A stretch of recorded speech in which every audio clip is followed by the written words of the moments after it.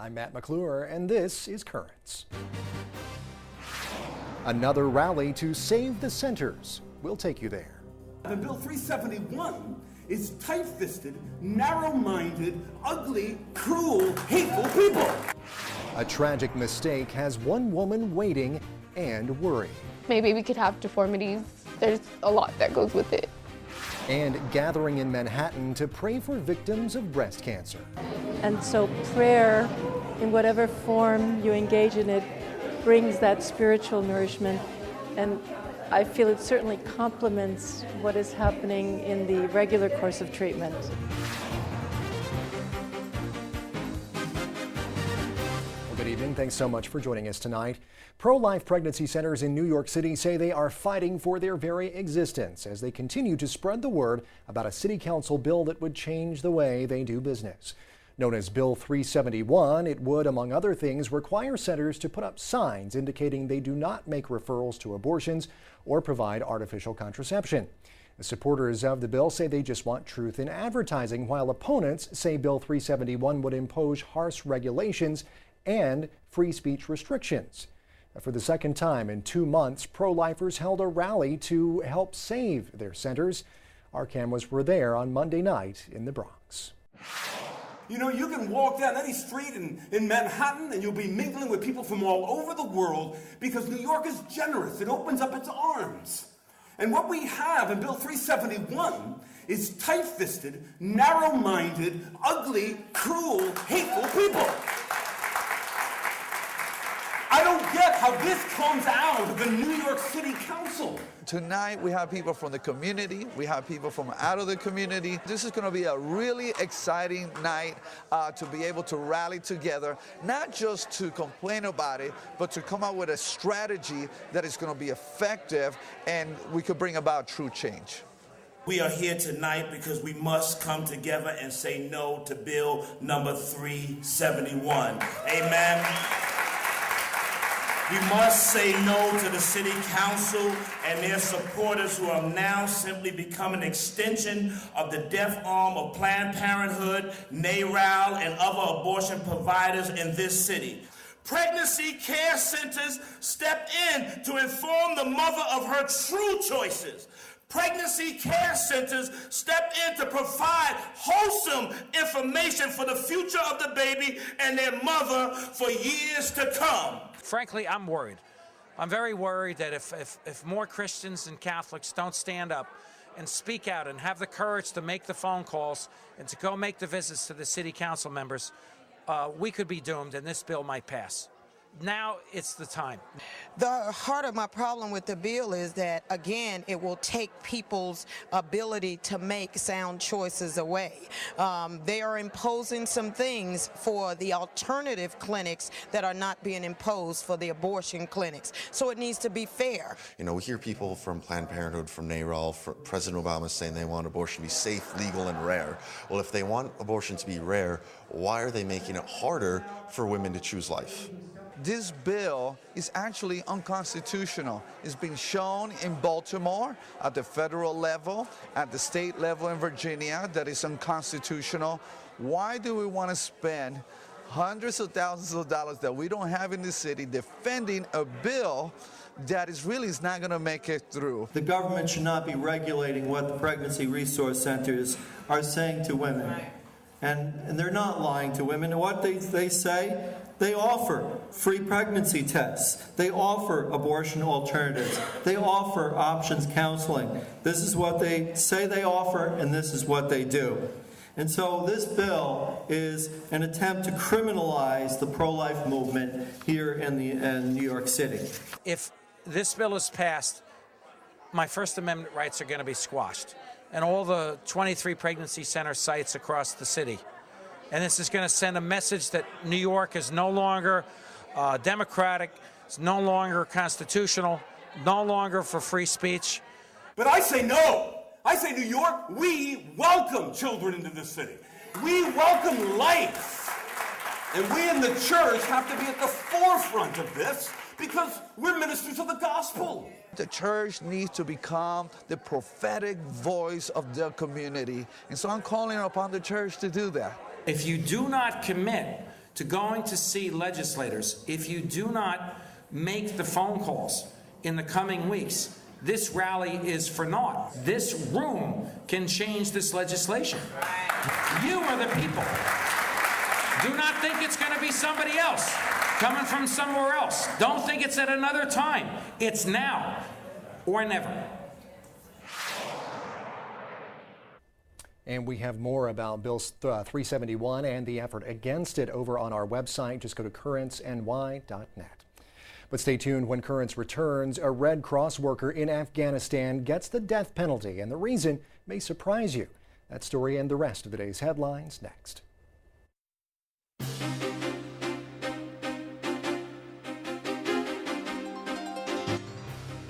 Welcome back to Currents. I'm Matt McClure. Coming up in a bit, coming together in Manhattan to pray for healing.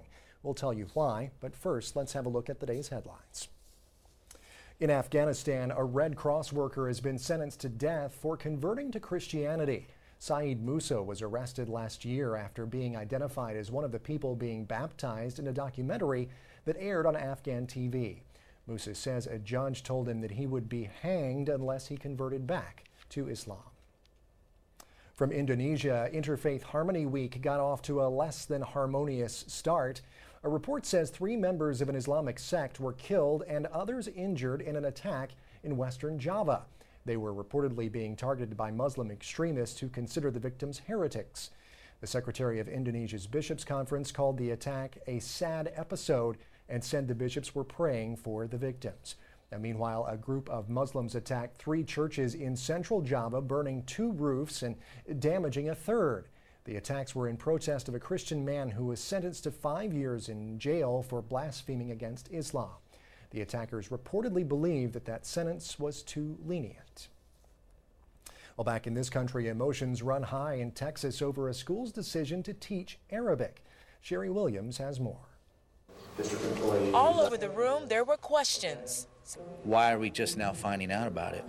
Dozens of concerned parents showed up at Cross Timbers Intermediate School to speak with Mansfield ISD Superintendent Dr. Bob Morrison.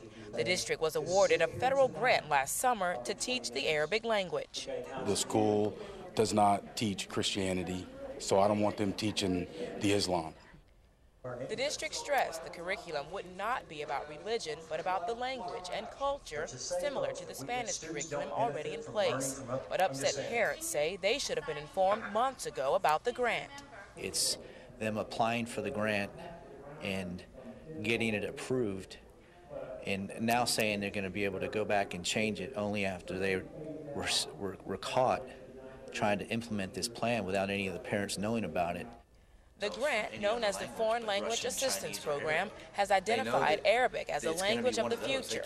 Some parents say teaching it in the Mansfield ISD is a good idea. I think it's a great opportunity. I think it's, it only opens doors, and, we got to think globally, act locally.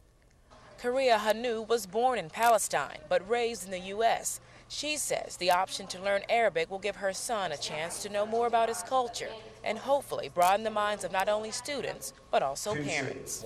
It was surprising, but I think it's okay. And I think you'll be fine because that way you cut down on the stereotype. That report from Sherry Williams. Well, in Montana, a state lawmaker is sponsoring a bill that would deny state citizenship to any child born to illegal immigrants. If the bill were to become law, Montana would issue 2 kinds of birth certificates, one for children of U.S. citizens and another for children of undocumented immigrants. All children born on American soil would still be recognized as U.S. citizens under federal law. Reports say a similar bill in Arizona did not get the necessary support from a Senate panel there. Now, meanwhile, a new NBC News Wall Street Journal poll shows that Americans are almost evenly split on the issue. 50% believe everyone born in the U.S. should be granted citizenship, with 47% saying they believe that children born in the U.S. to illegal immigrants should not. Well, U.S. bishops, meanwhile, are calling on the U.S. to stop deportations to Haiti. In a letter to the Secretary of Homeland Security, the bishops say Haiti is not ready to accept deportees. The bishops cite the slow recovery from the earthquake last year and the cholera outbreak, as well as recent civil unrest in the island nation. They say they're disturbed about the recent deportation of 27 Haitians, one of whom reportedly died of cholera. The U.S. lifted the stay of deportation to Haiti back in December. Well, bishops in the Philippines are rallying the country's Catholics there against a controversial reproductive health bill.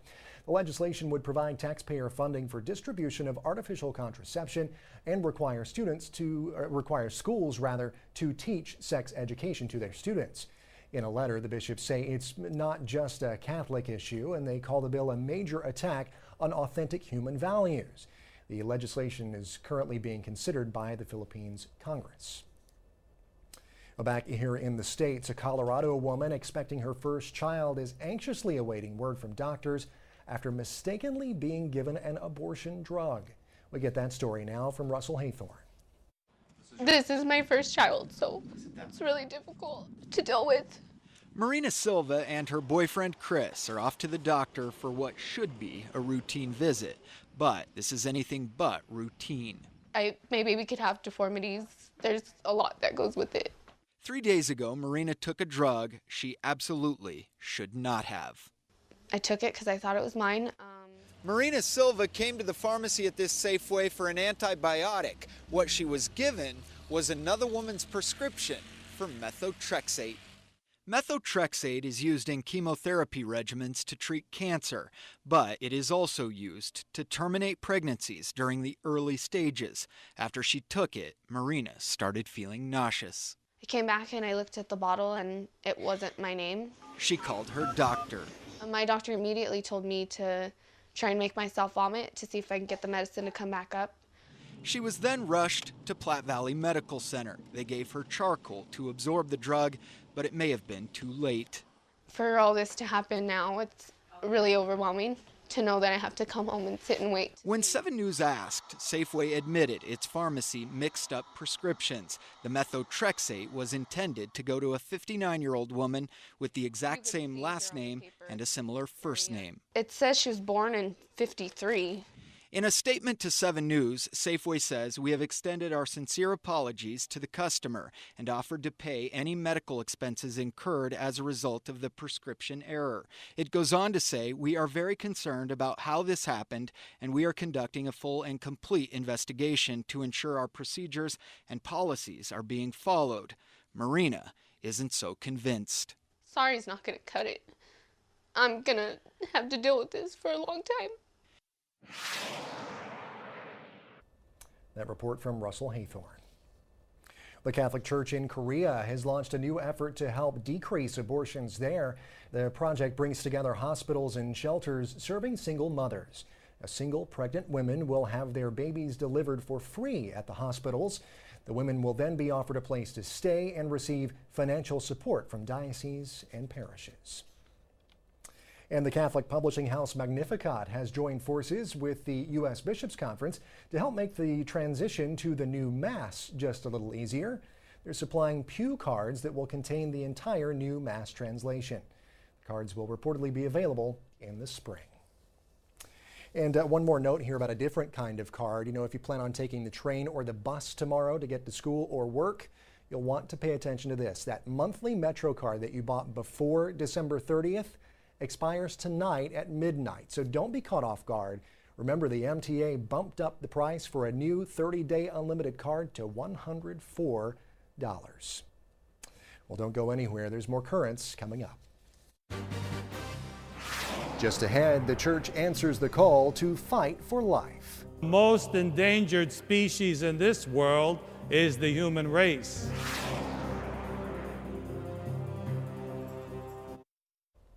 Welcome back. Well, as you saw just a bit earlier in our coverage of last night's Save the Centers rally, the church has been put on notice to stand up and stand for life.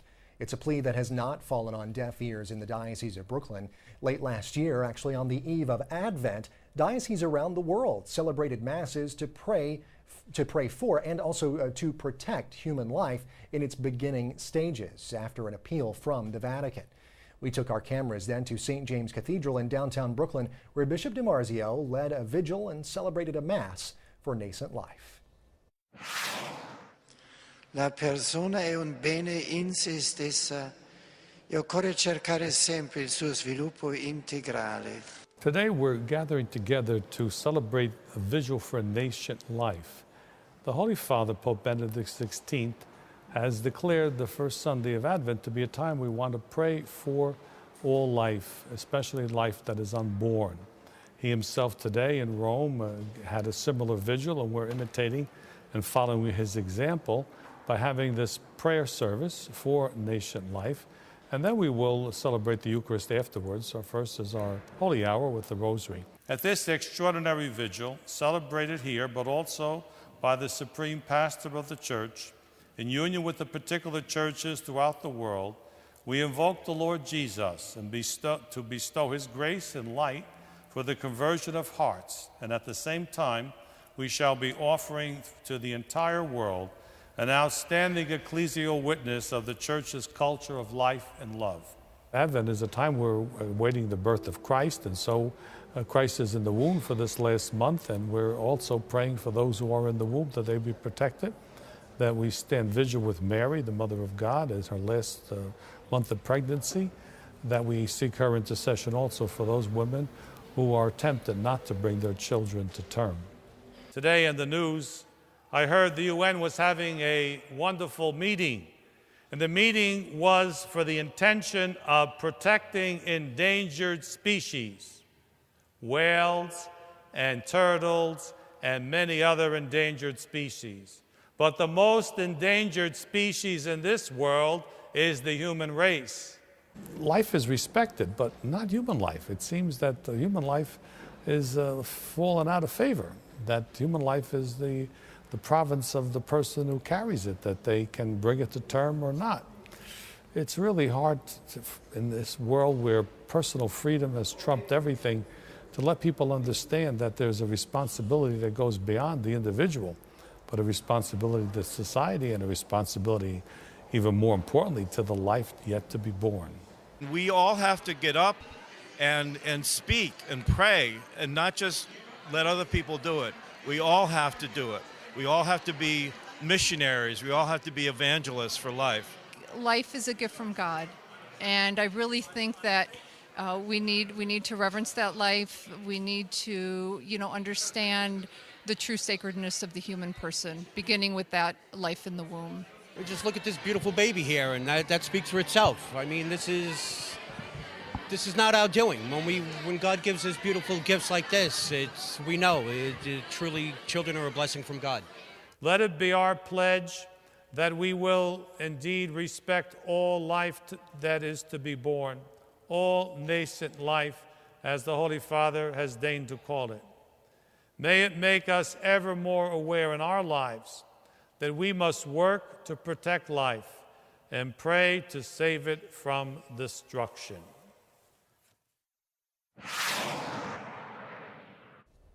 Stay tuned, there's more Currents coming up. When we return, praying for those with breast cancer and hoping for healing. My sister has suffered breast cancer and just finished a year of treatments not too long ago. And it brings comfort, too, for people to know that they're being prayed for.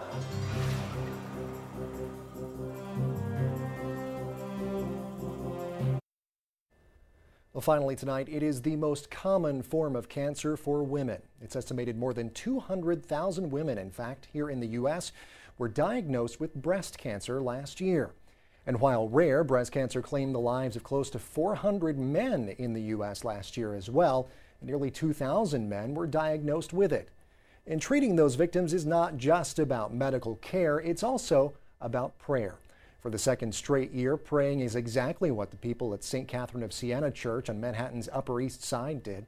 They gathered this past Sunday on the Feast of St. Agatha, patron saint for those living with breast cancer. I'm a patient myself. It's a journey, a very personal journey, and that when you're on it, you start to ask many questions about life in its totality. And I think that's where faith, whatever relationship you have to faith, comes into it, and you explore it in a very new way. Today here at St. Catherine of Siena, the parish of St. Catherine of Siena and Dominican Friars Healthcare Ministry are co-sponsoring the second annual St. Agatha Mass. We began this, and by we I mean the parish and the Dominican Friars Healthcare, began this last year as an effort to reach out to those men and women who live with breast cancer, who may be survivors of breast cancer, or who have lost somebody to breast cancer. And we really had a great response to it last year. And so we immediately put it on the schedule for this year. St. Agatha is a 3rd century saint, one of the early church women martyrs. She is among some very notable women that gave their lives to Christ. The church venerates her for people who are living with diseases of the breast. I came, first of all, to just be present at this Mass for healing for so many women, men who suffer with breast cancer and cancer, but also because my sister has suffered breast cancer and just finished a year of treatments not too long ago. And it brings comfort, too, for people to know that they're being prayed for. And just the knowledge that the sisters are praying for them is psychologically healing and helpful. The power of prayer in the lives of the sick and in the lives of the doctors and nurses and in the lives of the families of the patient really cannot be underestimated. Faith and prayer can also sustain them and give them the fortitude they need to keep going when it seems like there's no reason to keep going. I think prayer, it could be an opportunity for calmness, to calm the anxiety. It could be a time, prayer could also provide the opportunity for learning courage in the face of illness. The spiritual strength is part of the body strength. And so prayer, in whatever form you engage in it, brings that spiritual nourishment. And I feel it certainly complements what is happening in the regular course of treatment. I would definitely come again. And I think by coming to these Masses, even though I am almost 20 years cancer-free, that lets me thank God for my life and that He's given me a chance, almost like a second chance to live. St. Catherine of Siena Church is located near a number of hospitals there on the Upper East Side, including New York Presbyterian, Weill Cornell Medical Center, and the Hospital for Special Surgery. The Friars at St. Catherine's provide health care ministry to all those hospitals in their neighborhood. Well, that is it for this edition of Currents. Now, coming up tomorrow night, Planned Parenthood caught on tape. We'll talk to the woman behind the undercover sting. Until then, be sure to check us out online. We're over at currentsny.net. You can also visit us on Facebook and follow us on Twitter. And for all of us here at Currents, I'm Matt McClure. Thanks so much for watching. Have a great night.